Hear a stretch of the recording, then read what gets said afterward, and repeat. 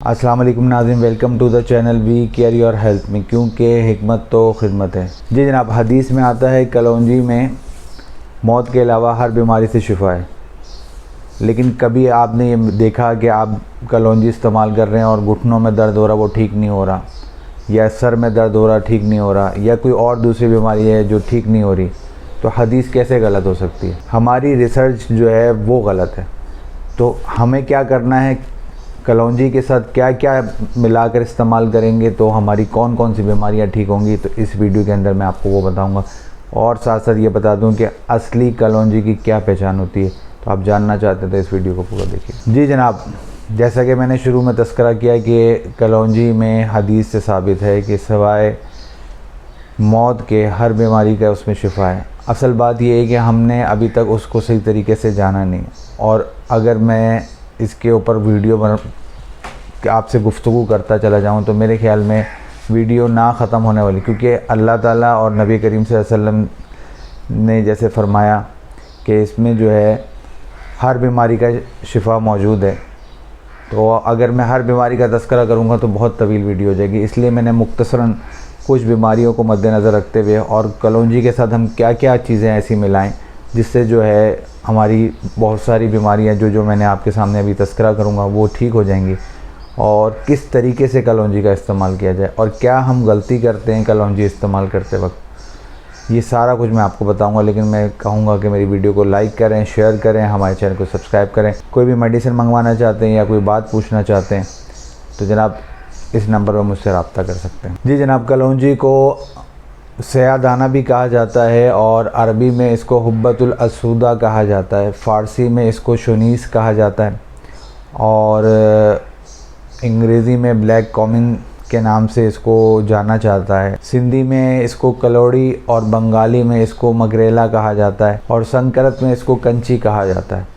ये थोड़े से नाम थे जो मुख्तलिफ़ ज़बानों में कलौंजी को जो है पुकारा जाता है, सयादाने को।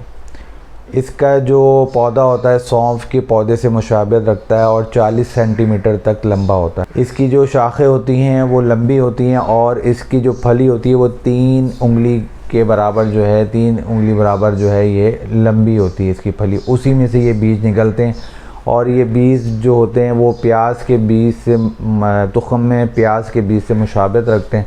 तो बाज़ लोग समझते हैं कि ये जो है प्याज के बीज हैं, लेकिन कलौंजी के बीज जो है उनका अपना ही एक जो है कहते हैं देखने में वज़ाहत हो जाती है। जब आप देखते हैं स्क्रीन पे जो है दिखा रहे होंगे कलौंजी को, तो वो जो है कहते हैं तुख़्म प्याज और कलौंजी का फ़र्क आपको सही समझ में आ जाएगा। इसकी बैरूनी सतह जो होती है वो स्याह होती है, जैसा कि मैंने तज़किरा किया, हर कोई जानता है सयादाने के नाम से, लेकिन इसका मगज़ जो होता है वो सफ़ेद होता है। जायका इसका अगर तज़किरा करूँ तो फीका होता है, और मिजाज इसका जो होता है वो गर्म और खुश्क होता है। मुकाम पैदाइश अगर तज़किरा करूँ तो हिंदुस्तान के अंदर और बंगाल में ख़ुसूसी तौर पर इसको काश किया जाता है। इसकी पहचान, जैसा कि शुरू में मैंने तज़किरा किया कि आपके सामने, कि इसकी पहचान ये है कि कलौंजी को अगर किसी सफ़ेद कागज़ में लपेट के रख दिया जाए तो जब उसको निकाला जाएगा तो उसमें निशान आ जाएगा। तो ये इसकी असल होने की पहचान है। और कलौंजी जो है वो बहुत जल्दी असर करने वाले जो है तुख़म है, ये वाहिद वो तुख़म है जो बहुत जल्दी असर करते हैं। और यहाँ आपको ये भी बताता चलूँ कि कलौंजी के तुख़म की जो तासीर है वो 7 साल तक कायम रहती है। जी जनाब, तो इतने अरसे तक जो है इसकी तासीर जो है रहती है इसके अंदर, अल्लाह ताला ने इसके अंदर रखा है। तो इसलिए हदीस से साबित जो है वो बिल्कुल बरहक है, हम हदीस से बिल्कुल इनकारी नहीं है, लेकिन उसका तरीक़ेकार जो है इस्तेमाल करने का हमें मुख्तलिफ़ बीमारी में कैसे इस्तेमाल करनी है, असल हमें चीज़ वो सीखनी है और इसके ऊपर रिसर्च करनी है। इस हवाले से मैंने आपके सामने ये आगाही रखी। मेरे ख़्याल में जो है इस तरीके की आगाही किसी ने नहीं रखी होगी। तो चंद बीमारियाँ आपके सामने तज़किरा करने लगा हूँ, कौन सी बीमारी में कलौंजी को किसके साथ इस्तेमाल किया जाए तो फ़ायदा होगा। कलौंजी का एक हिस्सा और आधा हिस्सा काला नमक का अगर इसको मिलाकर इस्तेमाल करवाया जाए तो पेट का जो है दर्द जो है फ़ौरी तौर पे ख़त्म हो जाता है। तो आप जो है कहते हैं कभी भी पेट में दर्द हो, कलौंजी का एक हिस्सा लें और आधा हिस्सा उसके बराबर काला नमक का ले लें और उसको इस्तेमाल कर लें, आपका पेट का दर्द जो है ठीक हो जाएगा। और जनाब, कलौंजी के तेल को तिल के तेल में मिलाकर हम वज़न मिला लें और उसको रख लें शीशी। कभी भी किसी बच्चे के, बड़े के, बूढ़े के, किसी के भी कान में दर्द हो रहा है तो उस इसको 2 कतरे कान में टपका दें तो कान का दर्द भी ठीक हो जाएगा। असाबी दर्द जो होते हैं वो दर्द पट्ठों के, खिंचाव के, ये सारे जो दर्द होते हैं, इसके लिए एक नुस्खा बताने लगा हूँ। तो इसको आप चुटकी सालन के अंदर भी डाल के इस्तेमाल कर सकते हैं और आधा चाय का चमचा जो है सुबह और शाम या एक वक्त भी जो है आप इसका इस्तेमाल कर सकते हैं। पानी के साथ इस्तेमाल करिएगा, दूध के साथ क्यों नहीं इस्तेमाल कर सकते वो मैं आपको बताऊंगा। मूसली सफ़ेद, मूसली स्याह, कलौंजी, सोंड, इन सबको बारीक पीस कर जो है आप या तो सालन में चुटकी जो है वो डाल के इस्तेमाल कर सकते हैं। आपके असाबी, पट्ठे वगैरह जितने भी दर्द हैं वो सब ठीक हो जाएंगे। और जनाब साथ साथ आपको ये बताता चलूँ कि जो है कहते हैं जो जिस्म में कमज़ोरी है उसमें भी बेहतरी आएगी, गैस्ट्रिक प्रॉब्लम भी बेहतर हो जाएगा। रोगन खशखाश और रोगन कलौंजी, रोगन खशखाश के 2 हिस्से, रोगन कलौंजी का 1 हिस्सा। जिन लोगों को बेख्वाबी की कैफियत रहती है, नींद प्रॉपर नहीं आती, ख्वाब की कैफियत आती, तो वो इस दोनों रोगन को मिलाकर माथे पर, कनपट्टी पर जो है इसकी मालिश करें सोते वक्त, तो ये बेख्वाबी की जो कैफियत है या ये जो आदत है वो ख़त्म हो जाएगी इंशाअल्लाह ताला। बहुत अफाका होगा और नींद बेहतर होती जाएगी। जब इंसान की नींद बेहतर होगी तो बहुत सारी चीज़ें भी उसके जो है जिस्म की जो बीमारियां हैं वो भी कम होंगी, क्योंकि रेस्ट करना अल्लाह ताला ने निज़ाम बनाया है कि सुबह में काम करना और रात में आराम करना है।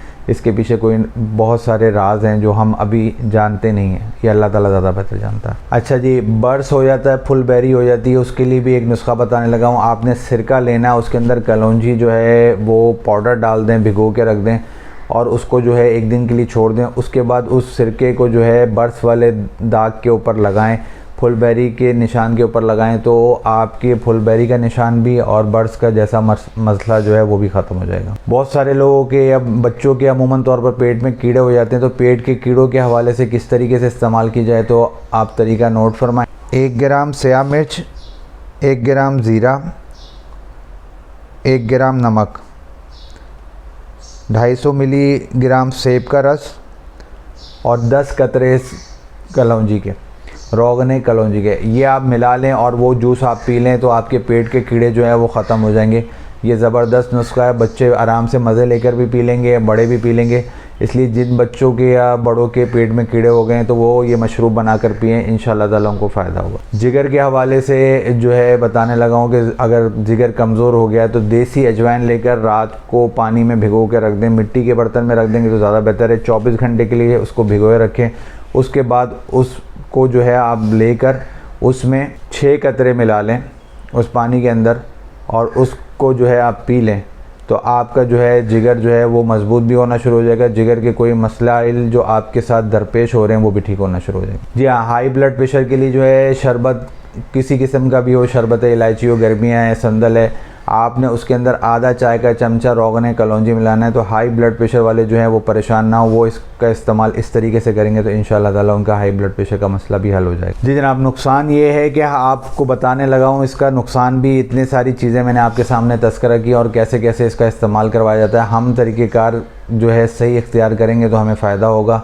हदीस गलत नहीं हो सकती, हदीस बिल्कुल सही है और जनाब रिसर्च करनी पड़ती है, थोड़ी सी मेहनत करनी पड़ती है। उस हवाले से आपके सामने ये आगाही रखिए। तो इस वीडियो को लाइक भी करिएगा, शेयर भी करिएगा और हमारे चैनल को सब्सक्राइब भी करिएगा और दूसरों तक आगाही पहुँचे, क्योंकि हम कहते हैं हिकमत तो खिदमत है। और कोई भी सवाल पूछना चाहते हैं तो इस नंबर पर मुझसे रब्ता कर सकते हैं। नुकसान आपको बताने लगा हूँ कि हामला ख़वातीन जो हैं वो इसका इस्तेमाल ज़रा एहतियात के साथ करें, क्योंकि ये गर्म और खुश्क होती है। यहाँ आपको ये बताता चलूँ, जो लोग दूध के साथ इसका इस्तेमाल करेंगे वो सिर्फ रोगन जो है इसका इस्तेमाल करेंगे दूध के साथ जो होंगे।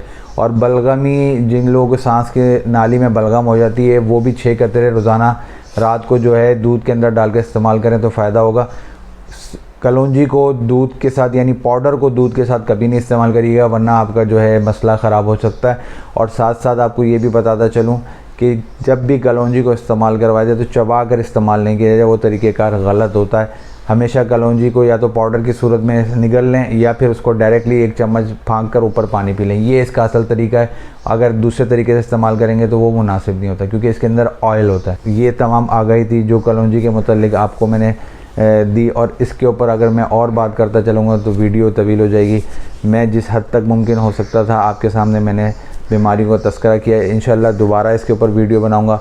उम्मीद है आपको ये वीडियो पसंद आई होगी। मुझे अब आप इजाज़त दें। मैं आपका हरबिल हकीम मेहर मोहम्मद मुकीम, शुक्रिया।